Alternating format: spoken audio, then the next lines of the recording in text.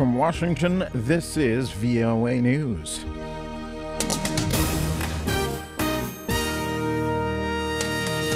I'm Vincent Bruce reporting. A new Islamic State group video is causing reaction internationally. The Japanese government and the United States are trying to authenticate a purported Islamic State video that shows the apparent beheading of hostage Kenji Goto. The new video appeared on the internet Saturday, 2 days after the latest deadline by Islamic State militants demanding the release of an Iraqi prisoner. A day earlier, Friday, Japanese Foreign Minister Yasuhide Nakayama said in Amman, Jordan, that progress to secure the release of a Jordanian pilot and the journalist Goto had become deadlocked. Zimbabwe's President Robert Mugabe deflected concerns that his election as chairperson of the African Union could cause friction with the West. VOA's Gabe Joselow has a report. Speaking to reporters Saturday at the close of a Heads of State summit in Addis Ababa, President Mugabe said he is not concerned with how the West may perceive his leadership. Rights groups and mostly Western governments have criticized Mr. Mugabe for suppressing his opponents during nearly 3 decades in power in Zimbabwe. In 2003, the United States imposed economic sanctions targeting top Zimbabwean officials for undermining democratic processes and seeking to destabilize the country through political intimidation. Mr. Mugabe began his 1-year term as chairperson of the AU at the start of the summit Friday. Gabe Joselow, VOA News, Addis Ababa. U.S. Secretary of State John Kerry has met in Boston, Massachusetts, with his counterparts from Canada and Mexico for talks that covered subjects from trade cooperation to the fight against extremism.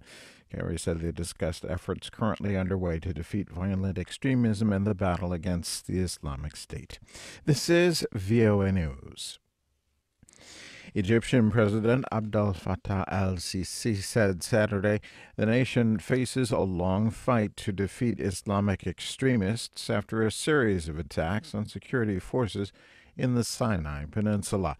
Mr. Sisi delivered the warning in a televised address Saturday after cutting short his trip to the African Union Summit in Ethiopia to respond to the violence. At least 30 security personnel were killed in Sinai Thursday in multiple assaults. The Islamic State group's affiliate in Egypt claimed responsibility for the attacks. Paul Sullivan is of Georgetown University, spent many years in Egypt. He believes the Egyptian military is a major force against terrorism in the Arab world and that it needs U.S. support in the Sinai. This is an increasingly dangerous situation. The groups in the Sinai, some of them have signed up allegiance to the so-called Islamic State. The wall against complete chaos in the region will be the Egyptian military, and we need to support them. Peace talks between Ukraine and pro-Russian separatists ended Saturday without a deal as fighting raged in the country's east, killing both soldiers and civilians. The talks in Minsk broke up after several hours. Ukraine's envoy, former President Leonid Kuchma, blamed separatist negotiators who he said refused to discuss steps for a ceasefire and withdrawal of heavy weapons. Denis Pushlin of the Donetsk People's Republic said a dialogue, not Ukraine's monologue, is necessary for the Minsk agreements. Shelling in the strategic transport hub of Debaltseve killed 12 civilians Saturday, according to the police chief of the rebel-held Donetsk region.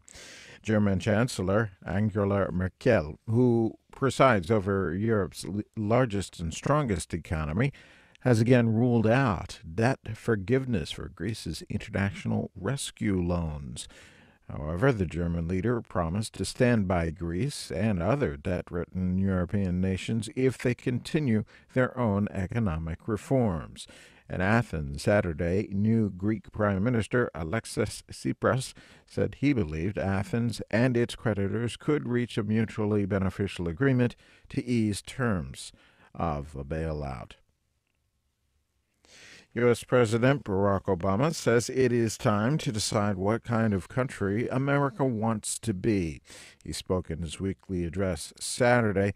The president said he's sending a budget to Congress based on the idea that this country does best when everyone gets their fair shot, everyone does their fair share. Now, I know there are Republicans in Congress who disagree with my approach. Like I said in my State of the Union, if they have ideas that will help middle-class families feel some economic security, I'm all in to work with them. More on all of these stories at voanews.com. I'm Vincent Bruce in Washington. That's the latest world news from VOA.